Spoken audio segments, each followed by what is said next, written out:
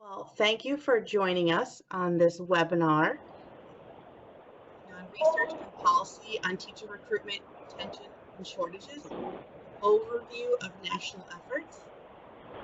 This webinar is being hosted by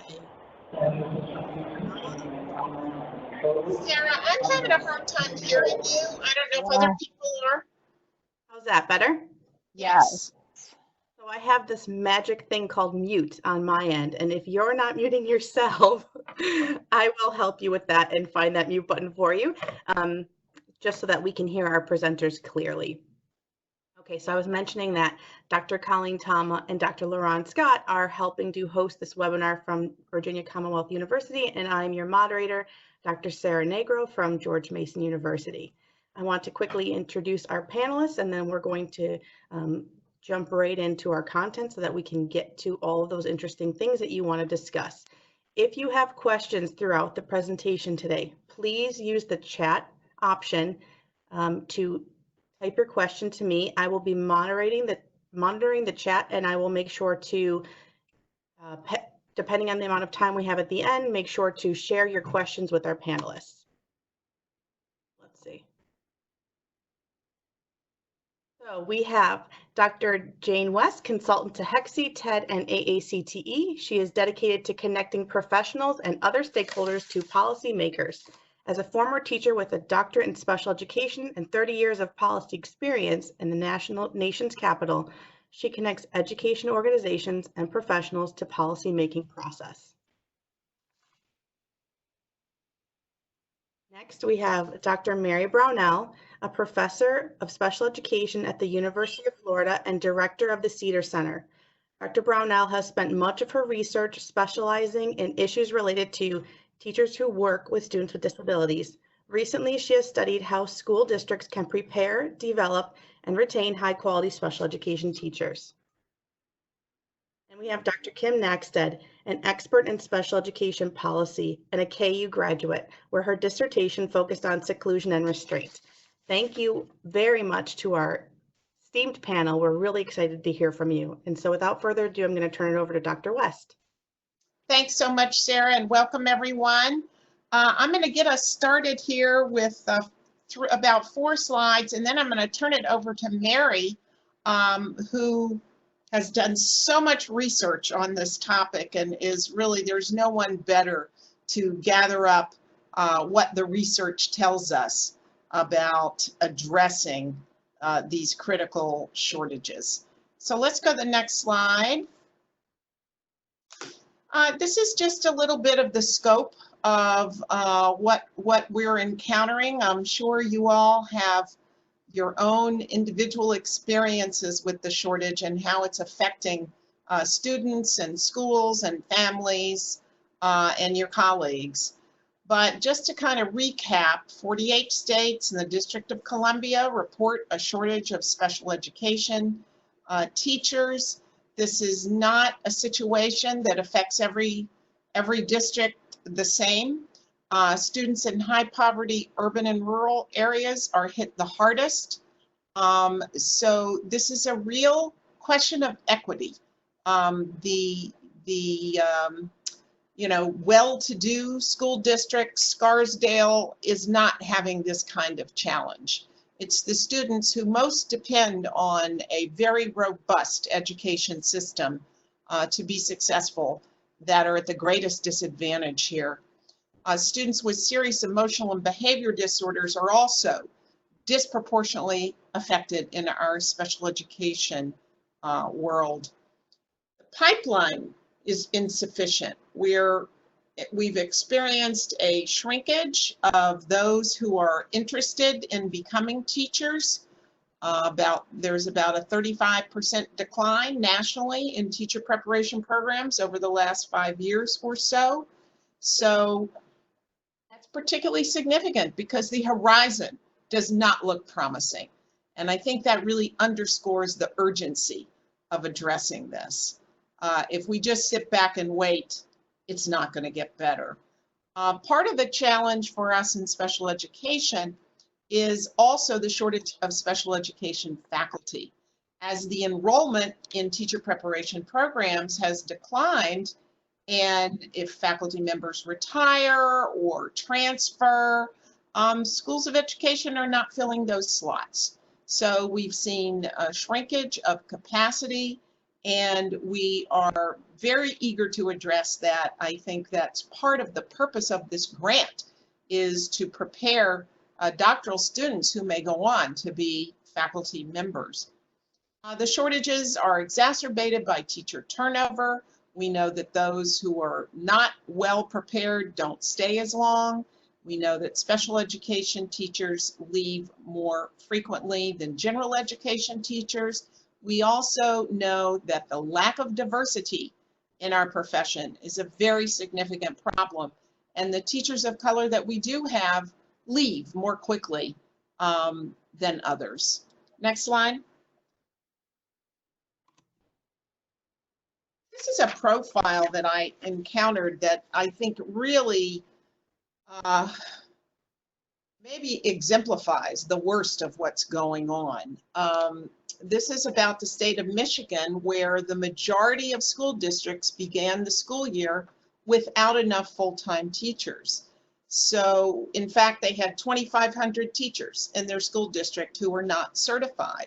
So of course, when districts can't find a teacher, they turn to substitutes. And in the state of Michigan, long-term substitutes can serve for a year. They do not have to have a bachelor's degree or any teacher training whatsoever. The use of these long-term substitutes is increasing. There was one school district that reported that 42% of their teachers were long-term substitutes. That's almost half of the teachers of an entire school district without a bachelor's degree, potentially, or any teacher training. And the impact on students is significant, particularly low-income students and low-performing students. We also, okay, let's go ahead to the next slide. I'm jumping ahead a little bit there. Biggest shortage area was in special education. So 41% of those long-term substitutes or whoever is in the classroom are people serving students with disabilities.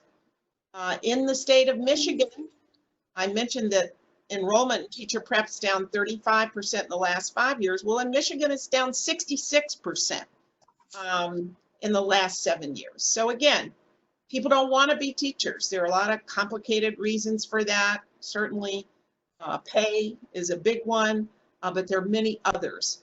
But the pipeline does not look promising. Benton Harbor was a school district I mentioned where 42% of the people serving as teachers there were long-term substitutes. So we probably shouldn't be shocked when we learn that Michigan students rank in the bottom third nationally. I think we haven't done a great job of connecting the dots between the preparation and quality of the teacher and student performance. We talk about those two matters somewhat separately, and the research tells us they're significantly connected. The teacher is the most significant in-school influence on teacher learning. So let's go on to the next one. This is just a little bit of reflection about the policy landscape in terms of federal policy. I'm sure the states that you're in have had policy shifts as well to address this. One thing that happened is when the Every Student Succeeded was passed several years ago, the federal requirement that all teachers be highly qualified was eliminated. Now, one of the things that highly qualified requirement did is it said that no one can be a teacher without a bachelor's degree and without content knowledge in the area where you're teaching. Well, that does not exist anymore in federal law. What does exist in federal law is whatever the state certification rules are is what matters. So if a state decides that you can be certified without a bachelor's degree or you can be certified by showing up and breathing really well, then that's what rules. And unfortunately, because of the tremendous pressure of the shortages, many states are lowering their standards for certification. Again, this does not bode well for our students. And when we see scores like recently came in, one has to wonder how much of that has to do with teacher standards. Another federal law, the one that I'm sure you're all familiar with, that really authorizes at the federal level, at least, special education, the Individuals with Disability Education Act, has a different, a bit of a different set of requirements in relation to teachers. IDEA does require that anyone who's a special education teacher have at least a bachelor's degree. So there is a difference there. And you have to scratch your head and wonder if those 40% of substitutes in that school district in Michigan, where they do not have to have a bachelor's degree and where 41% of the shortage represents special education, you got to believe there are some people serving as special education teachers without a bachelor's degree. This is a real challenge and an area where the enforcement of policy needs to step up, in my view. So again, this is a different federal standard for teachers in general and special education teachers. As a national matter, the teacher shortage, and Kim can certainly speak to this more from her national perch, the teacher shortage, I think most people at the national policy-making level are aware of it. Many do not feel like the federal government has any role in it. That's really, it's a complicated matter, and it's really up to states and local districts. And as we know, 90% of funding for public education comes from the states and the locals. So there certainly is a point to be made there. But I would certainly argue that there is a federal role. And the federal role is grounded in equity. This is not a situation that is equitably distributed, and that is certainly a reason for federal attention. And we also have tremendous federal levers, such as student financial aid, which can really make a difference in terms of recruiting people into the teaching preparation. Okay, so now I want to turn it over to my colleague Mary, who's going to walk us through most of the rest of our slides. And so Mary, take it away. Great. Hi, everyone. I hope you're all doing well. Sarah, if you could go to the next slide. Thank you. One thing I want to emphasize is how the Office of Special Ed Programs is viewing shortages, the context that they're viewing it in. And they're really seeing this as part of a comprehensive talent management approach where states need to, and preparation programs and districts within those states really need to think about effective preparation, both in terms of who are we attracting into the field? Are we getting the right kinds of candidates into the field? Do we have sufficient recruitment and sort of attractive propositions for those candidates, incentives, preparing them then, and then retaining the teachers that we do secure so that we're not in this chronic loop of attracting, preparing, and then attracting and preparing. So if you could go to the next slide, Sarah. I wanted you to know that the Cedar Center has taken the same, has adopted the same mindset. And we have developed some tools. One of them is this brief that you can use. It's 2 pages. It outlines the research, but it puts it inside of that talent management framework. So we talk about the research we know about attracting teachers, about preparing them and then retaining them in the field. And this isn't quite the right link, but if you would go to the Cedar Center, www.ceedar.org, and go to resources and look for reports and briefs, you will find this brief among many of the other ones. And I just want to talk a little bit about the kind of research that's in it. Sarah, if you could go to the next slide. So inside the brief, you will find research that supports the fact that both salary and loan forgiveness and tuition remission matters. And it was a study of beginning teachers that was undertaken by IES. This is beginning teachers more generally. And they found that nationally, beginning teachers who made about $40,000 a year were more likely to stay than those teachers who made less than $40,000. And that's an important sort of statistic to hold in your head, because there are a few states that pay beginning teachers less than $40,000. In fact, their average teacher salary is less than that. This I thought was amazing. In Florida, they did a study of their value-added their teachers and then their student value-added data. And for $2,500 to $3,000 compared to $500, they were more likely to get teachers into preparation programs in special ed, math, and science and ESOL. And those teachers were more likely to graduate, they were more likely to stay, and they were more likely to improve student achievement. The thing about preparation that's important is the more prepared teachers are, the less likely they are to turn over. And those teachers are also more likely to be effective. And alternative routes can be helpful. Not alternative routes are negative, but those with strong components can lead to better teacher retention. For instance, really good grow your own programs that usually are established through a district and university partnership have been really successful.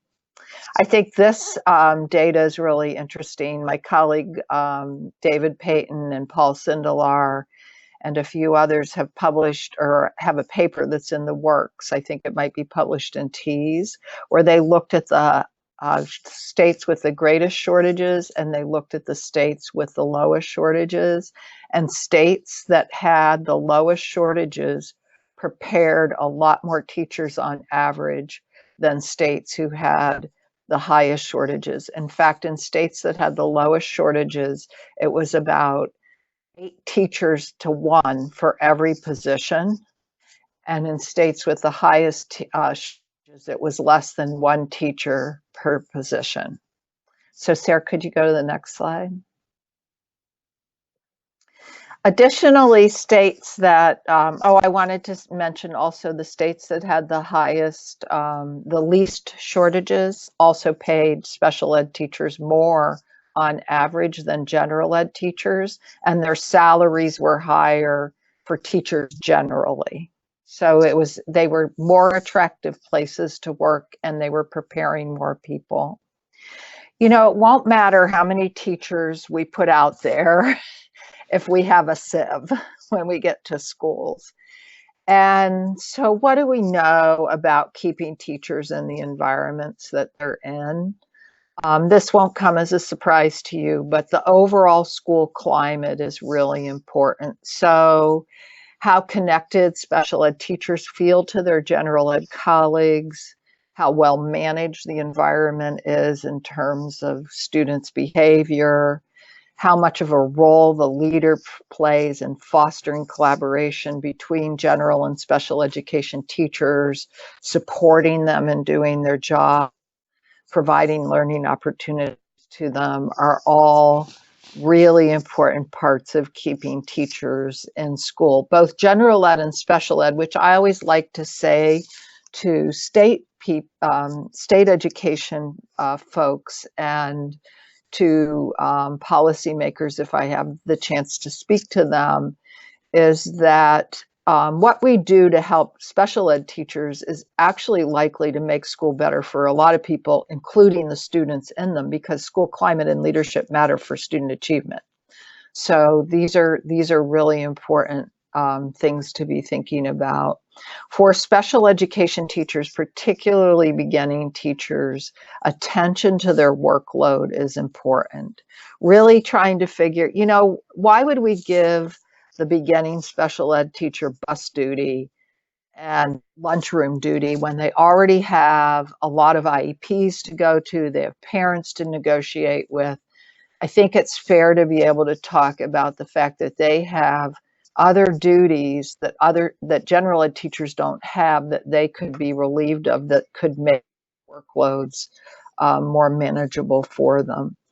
High quality induction programs that provide both instructional and emotional support predict student achievement, for one, so they're important in terms of teacher quality, but they're also important because they improve teachers' satisfaction in the workplace and their commitment to staying. So when you do have to, I put alternative route people into classrooms because you have to pick a short-term solution, you need to really be paying attention to these things even more, because they're at greater risk than teachers who don't have any preparation. Planning time and structured curriculum like Read 180, like Wilson, are actually very helpful to special education teachers.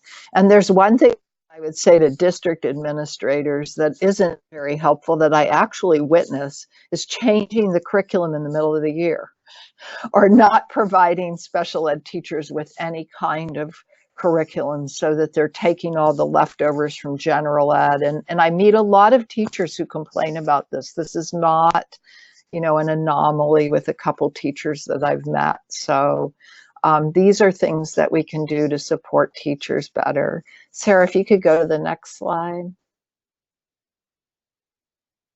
So I want you to know about this toolkit. I don't know how many of you are working in districts or working in state departments, but you can also, if you're working within higher ed, bring this to your colleagues in districts and state departments.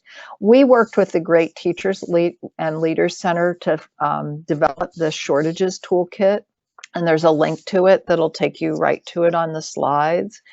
And we're pretty excited about it.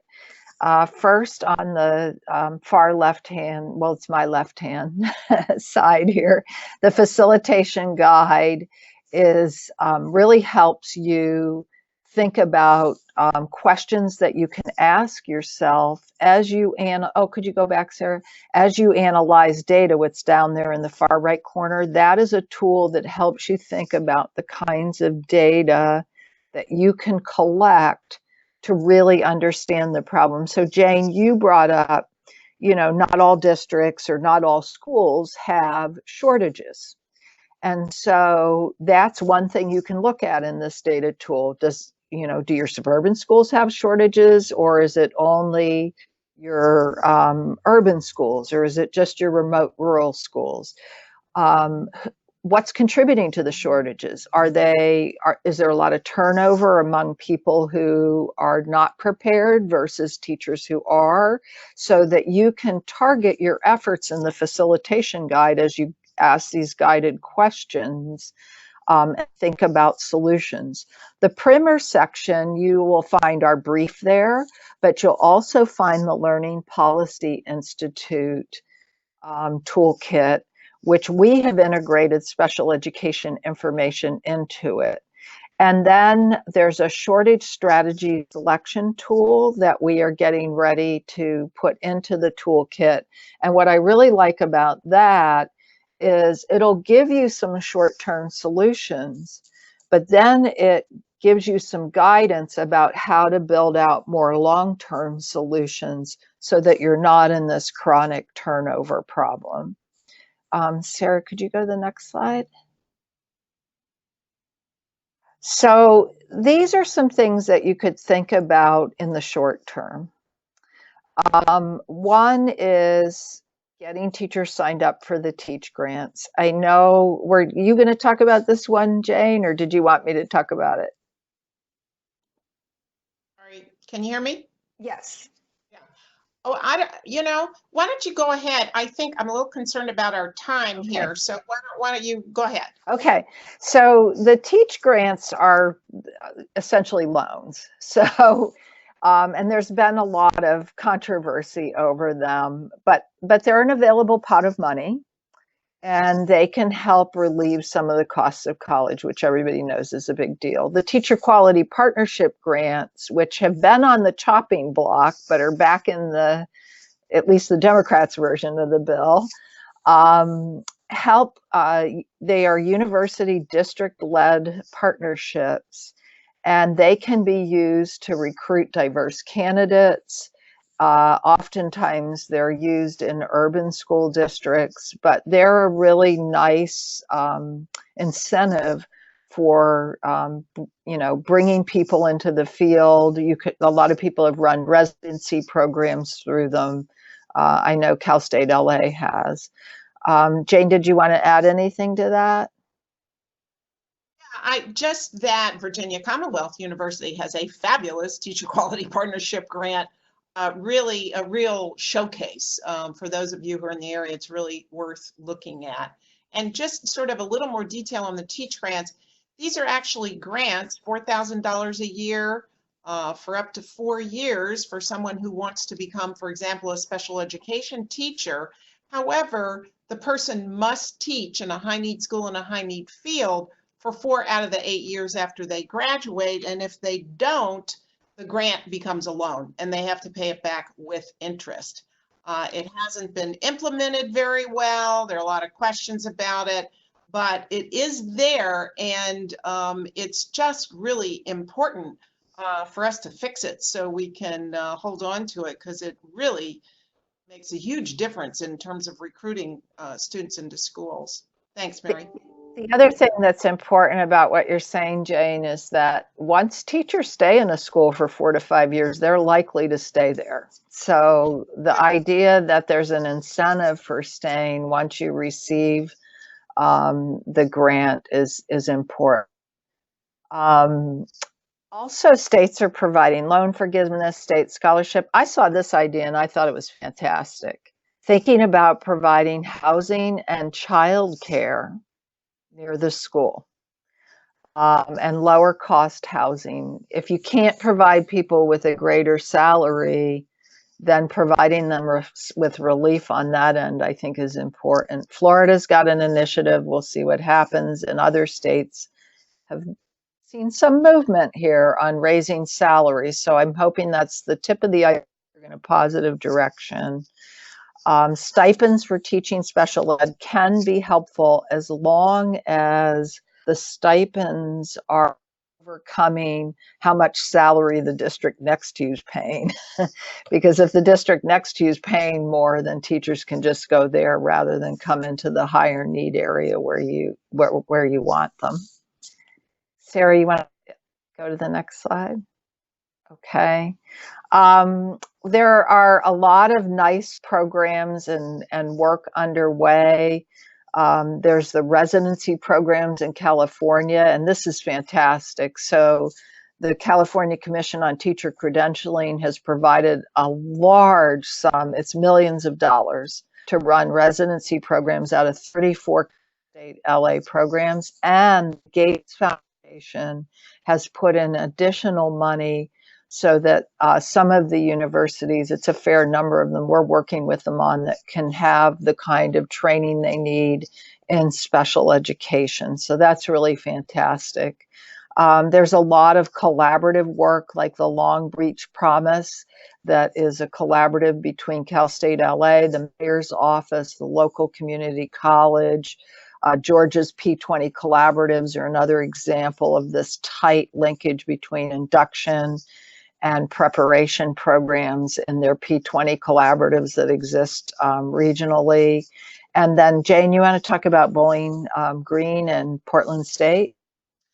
Just briefly, these are two exemplary programs, that were developed to address the critical shortage of special education, and they are dual certification programs. In the case of Bowling Green, there are 900 students majoring in this program, which results in certification in both general education and special education, K through 3rd grade.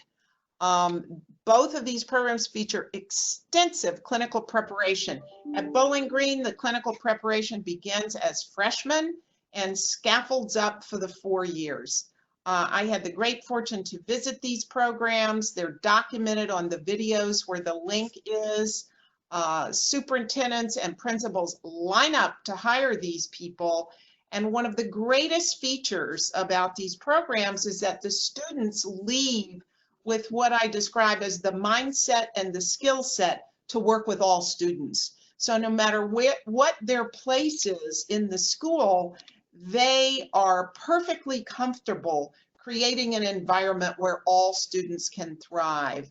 And the principals will tell you that where they get a cohort of these students coming into the school, they change the culture of the school, and the schools become much more inclusive.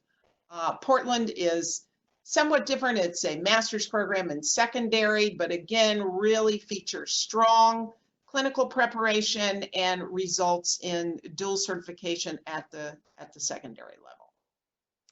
And then the last thing on the slide I want to mention is CEDAR, in partnership with the Council for Chief State School Officers, is developing inclusive leadership programs in those states, Arkansas, Georgia, Mississippi, and Ohio. And we are really excited about this work because it won't matter how well we prepare general and special ed teachers, we have to have principals who are ready to support them in schools if teachers are going to stay and if our students with disabilities and all students are going to succeed. You want to go to the next slide, Sarah? I think that might be, we've come to the, we have a lot of stuff, Jane. These are states that are undertaking grow your own programs. I do want you to know, and we don't need to go through all of this, but there is a National Association on Alternative Certification website, and they have quality indicators for alternative certification programs. And I would suggest that you take a look at them because many universities run alternative certification programs. And so following the quality indicators is really important. When we get our selection tool finalized, many of these examples will be a place that you can go and look at and see some of the solutions that states have underway across the country to try to resolve this problem, because they know it's a very serious issue. Sarah, I don't know if there's, you want to go to the next slide? Oh my gosh, Jane, we have everything.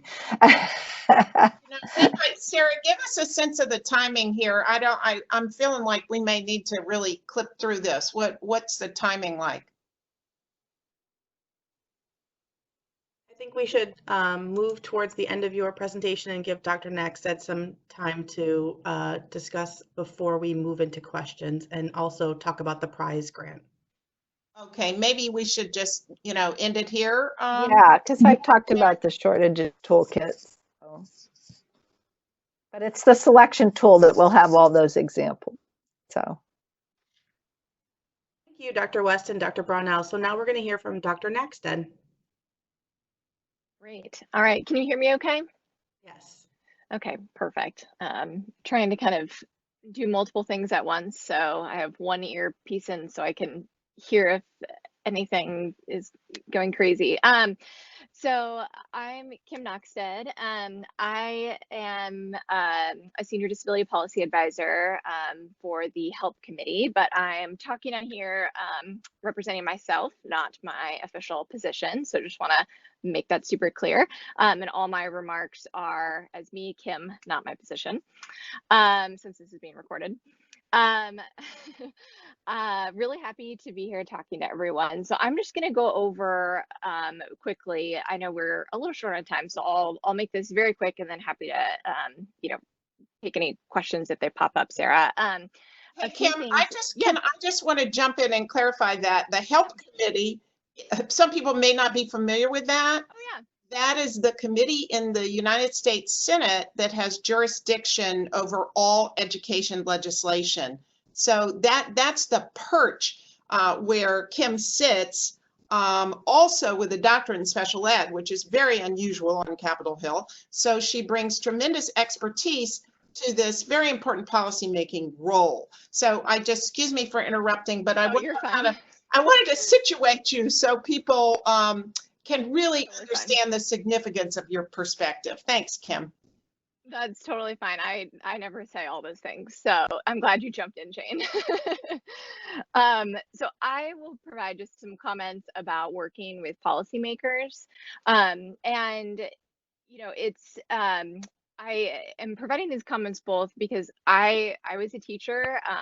I thought working with policymakers was a very daunting thing and scary. And to be honest, you are all the experts and you are the ones that have the information. And so hopefully the comments I provide show that working with policymakers is not such a scary thing and that it actually is something that is very important to your role. And so just we'll go over some effective strategies, what to know about getting your message across to policymakers, how to engage, a little bit of kind of do's and don'ts. And then something about a few pieces about kind of informing your work. So first, like I said, you are really the experts when it comes to working with policymakers. A lot of staff up here on the Hill are not necessarily experts in education. We do have a number of folks that were teachers, but across a variety of different fields. It could be, you may talk to somebody who was a TFA teacher. It could be somebody who maybe taught for a year. It could be somebody who was an early child educator, or it could be somebody who's working in education policy, but has no experience in education other than the fact they were a student who went through school. And so it's really important to think about the fact that you are the ones with the expertise. And so when you're meeting with people, you are really the ones that are coming with all of that knowledge, whether it's research, whether it's the kind of the practice, you are the ones with the information. And so I say that because I think people come up here and get very intimidated with the fact they're meeting with senators, representatives, or staffers, but oftentimes we're actually the ones intimidated by all the information you bring us. And I also want to say that the research and evidence that you bring really do matter.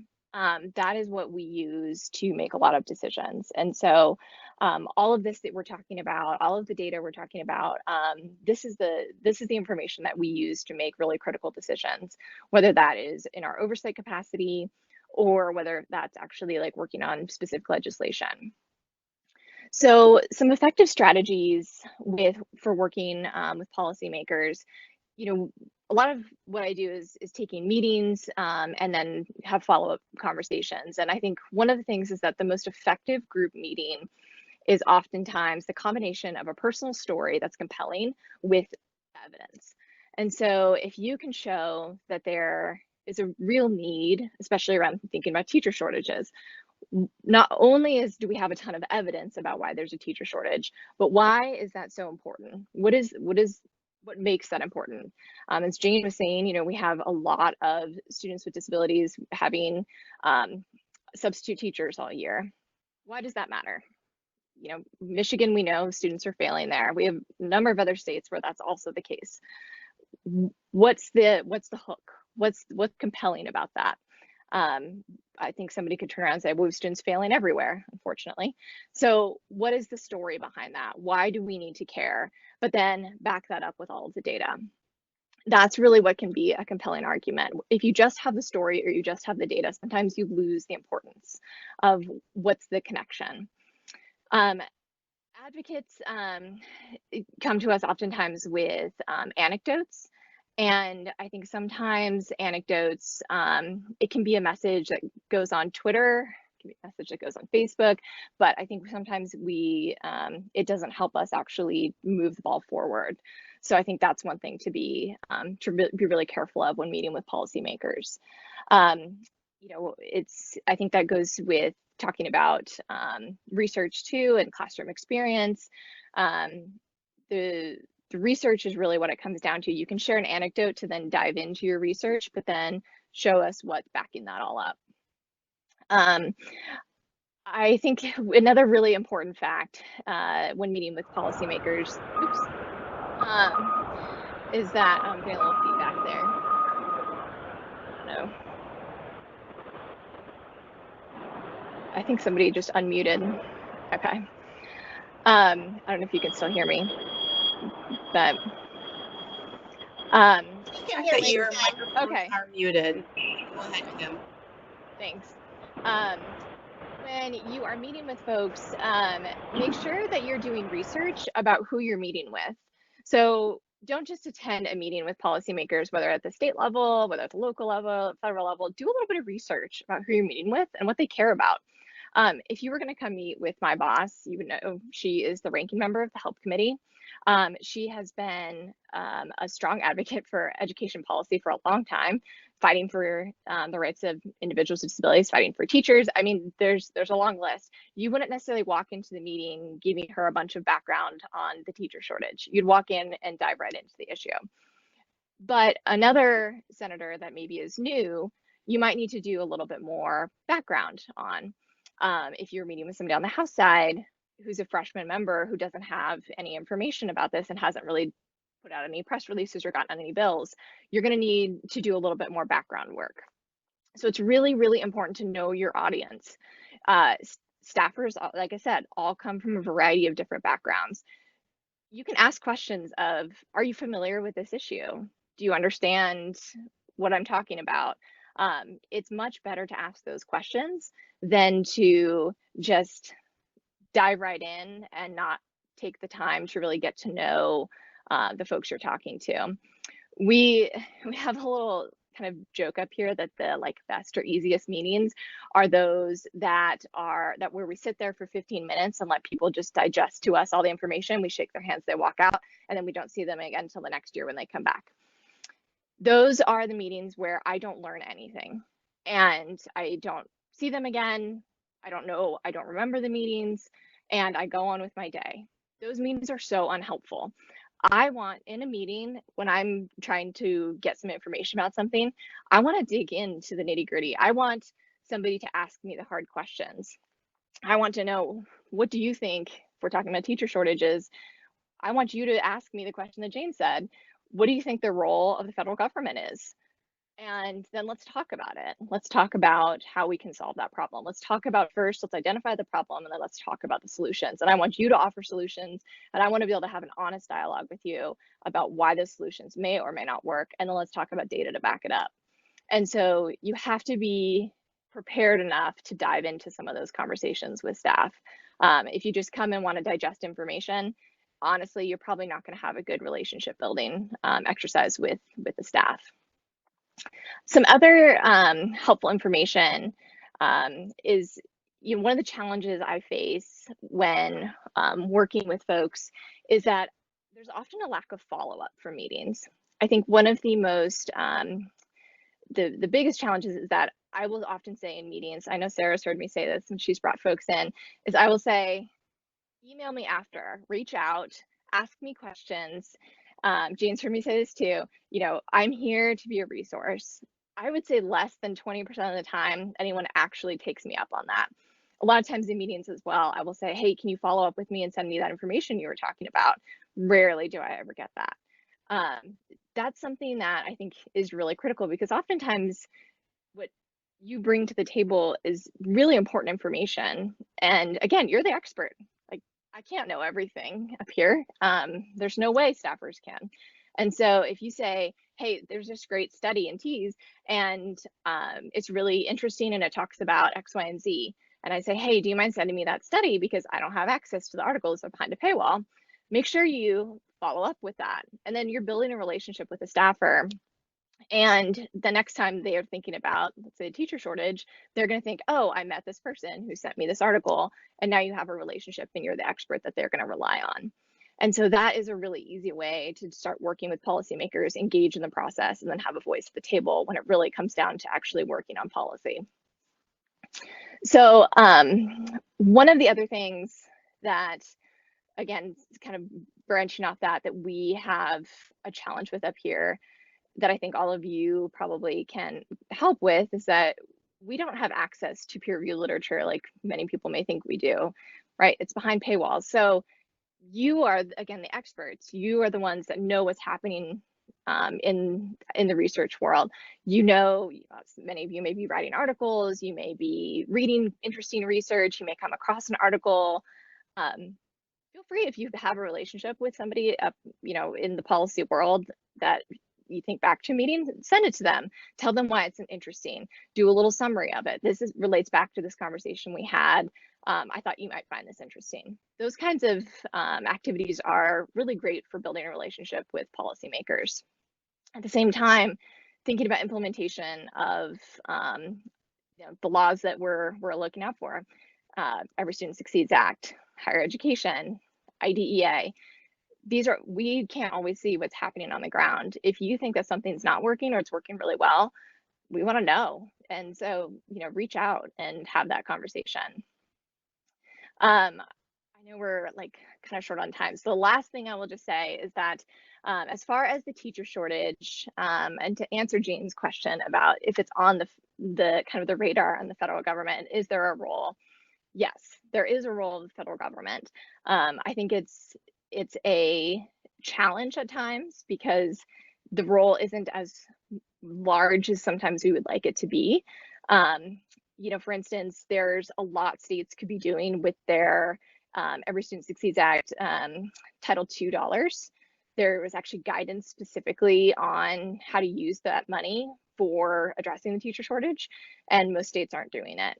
And so they're using it for the other activities. It's not mandatory to use it for the teacher shortage. There's a lot of other things you can use it for, but we could be using it for the teacher shortage.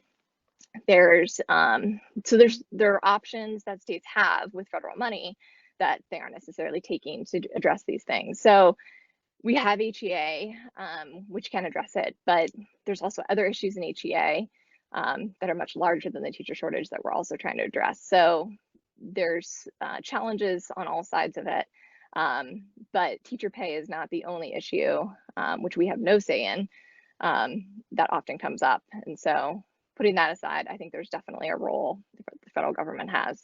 Of course, that's my opinion as me, and that's what I'll say about that. But I know we have to get to other questions, so I'll leave it at that.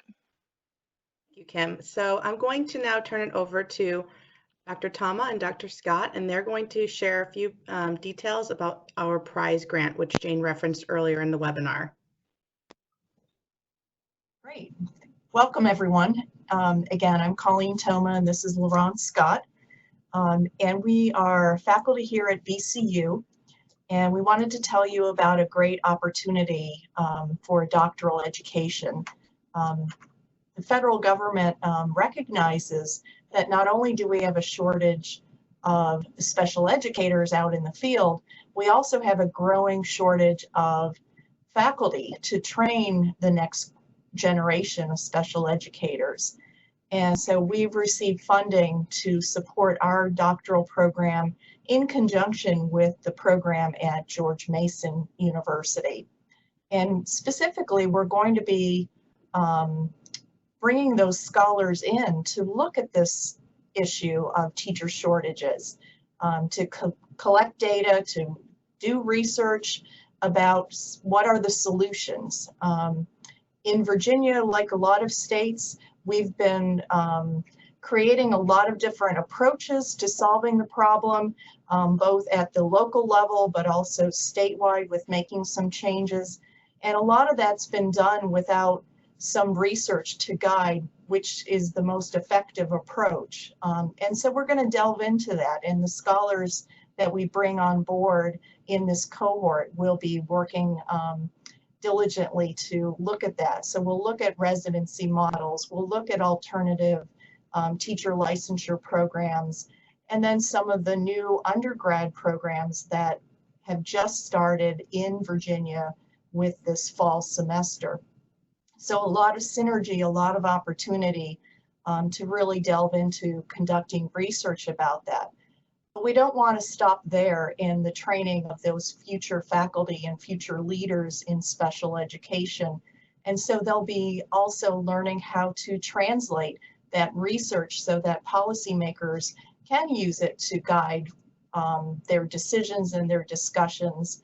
We'll also talk about how to develop research that addresses questions that policymakers need to know, both at a state level as well as a national level.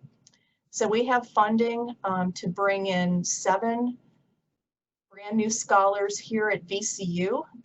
Those folks will go through our regular program, but get those additional supports in place that we have written into the PRISE cohort program.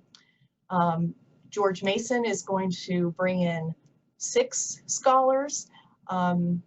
So we have the opportunity for folks to be on campus at George Mason or at VCU here in Richmond, but those cohorts will work together monthly and learn from major policymakers. So we have connections with national centers, we have connections with the Cedar Center, with the Iris Center, and so you'll, AACTE,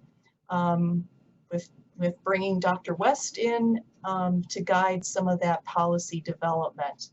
So we're really excited about this. And I'll just add that we are really excited about leaning into this issue on teacher supply and demand, particularly when we think about the teacher shortage issue. Often masked under that umbrella is the challenge that we have with diversifying the teacher workforce. And so we often call the teacher shortage issue a crisis. The teacher of color issue, I tend to describe it as a catastrophe on many levels. And so a part of the PRISE project is really leading into issues of diversity and how do we prepare our future faculty to be equipped to respond to issues around cultural responsive teaching, culturally responsive education for preparing the next generation of teachers. And so what that means is we are also interested in recruiting a very diverse group of scholars, both at GMU and at VCU, both in race and gender, but also in thought and ability to lean into issues that many of our our school divisions that are challenged and facing the types of issues that Dr. Brownell and Dr. West talked about. So some of our urban serving school divisions, both here in the Virginia area, but also across the country as well. We are, again, excited about our partnerships with the different centers, including the Cedar Center, and Dr. Toma mentioned AACTE and IRIS. So many of our PRISE scholars will have opportunities to engage with those centers and do some of the innovative and cutting edge work that we hope will answer some of the types of questions that we propose with the project. And we do have one of our former graduates on the call, I believe, with us. Her name is Dr. Cassandra Willis, who just recently completed our PhD in special education program at VCU. And we're going to allow Dr. Willis to share with us some of her work that she was able to accomplish in her time here at VCU, and also just share what it looks like to be a scholar and a a candidate for a PhD who's doing this type of work. So, Dr. Willis? I think you're muted. I had a great time at VCU. I actually have worked in the school system for 17 years. So I actually took a break and did this doctoral work full time. So any of you who are on and are looking at, how you're going to maneuver that, certainly let me know. I can tell you all about how to guide, how to refashion your life. I used to say to Dr. Scott all the time, my old life and my new life. But while I was there, I had an incredible opportunity. My first year, I served as an intern under the governor of Virginia, Terry McAuliffe, with the Secretary of Education. I was there a year. I also interned with PASH, which is an organization supporting persons with disabilities. That was a wonderful experience because I've worked in the school system, and so a lot of times we do things for students. And in this, in TASH, I worked alongside adults with disabilities, which was an incredible experience. I also interned with the governors, with L. Douglas Wilder School of Policy. I can't even tell you how many conferences we've been to. As scholars, we were given an advanced copy of a bill, thanks to Kim Naxtet, who I did call when it was time for me to do my dissertation. We were given a copy of a bill sponsored by Representative Bobby Scott, and we were able to look at it and give feedback and really work on the research arm behind that.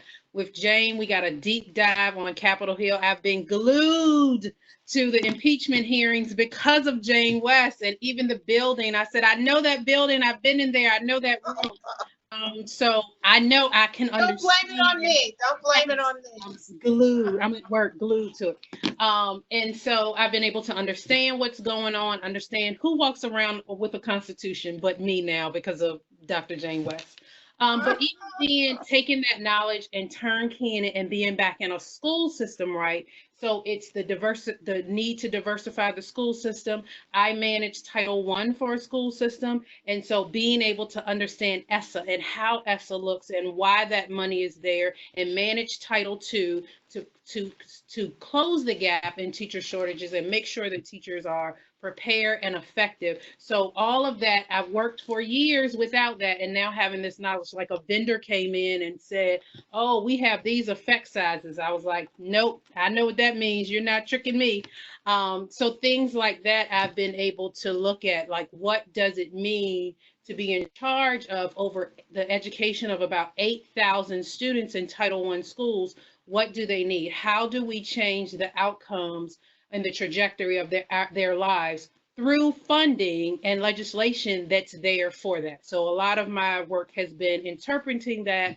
I also teach classes at VCU, and I have Lauren texted me because we're writing a book chapter on special education, and none of this would have been possible if I had not gone through the doctoral program at VCU, which trained me in the research, definitely in the policy, but also how to be a colleague, how to work alongside people whose views are very different from you, and turnkey that information into a collaborative project.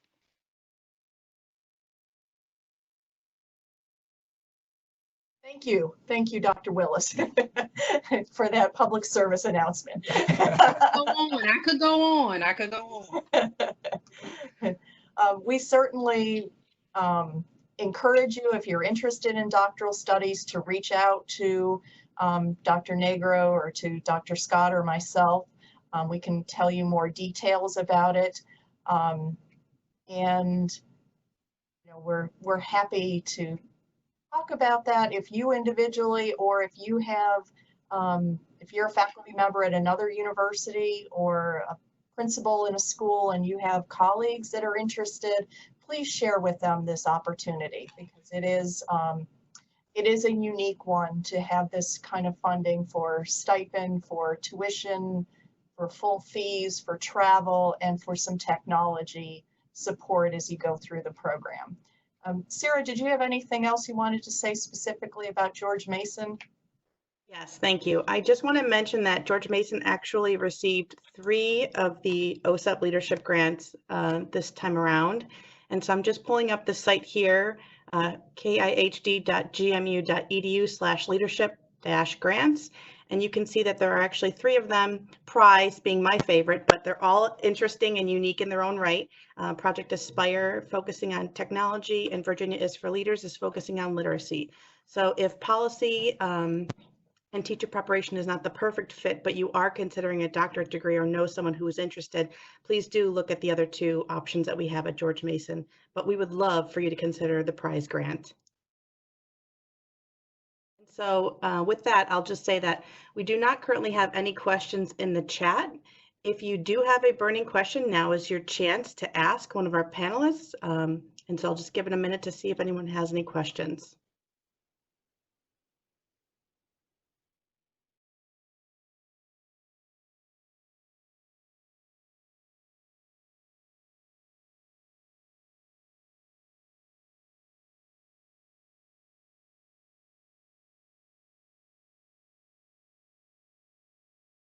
So we do have one question about the PRISE grant. It says, is the PRISE grant ongoing or just the current cohort for fall 2020?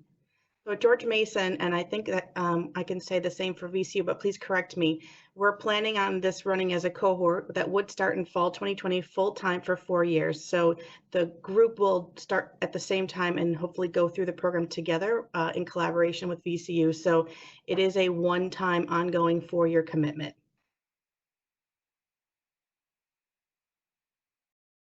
Certainly, if you finished your degree and your dissertation before the 4 years, you would be able to graduate and move on.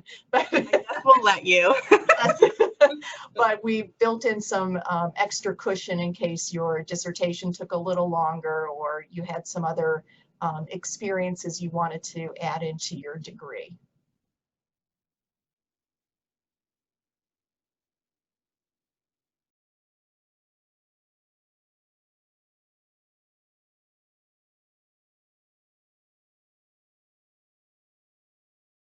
Okay, well, with that, I'm going to turn it over to Dr. Tama and Dr. Laurent Scott so that they can thank you once again, and then we can part ways. Again, thank you everyone for attending today's meeting. Again, please feel free to reach out to us if there are any follow-up or additional questions about PRISE, or if you have additional questions for Dr. West or Brownell. We will be certain to funnel those questions to them. So thank you again for attending. Yep, and we do want to remind you that we have a second version of the webinar, or a second step, and that one will examine things that have been done in Virginia to address the special education teacher shortages, and that's coming up in December, on December 9th. Sounds about right. But we'll send reminders out about that too if you enrolled or signed up for both of the webinars. Second at 4 p.m. And if you look on the screen, if you can still see the shared screen, the focus. December 2nd. Thank you. You're welcome. Okay, great. Thank you all very much. Thank you to Drs. West and Brownell and Naxted and Willis. And thank you, Dr. Negro, for facilitating. Yes. Thank you. Have a wonderful day, everybody. Thanks. Thanks. Bye-bye.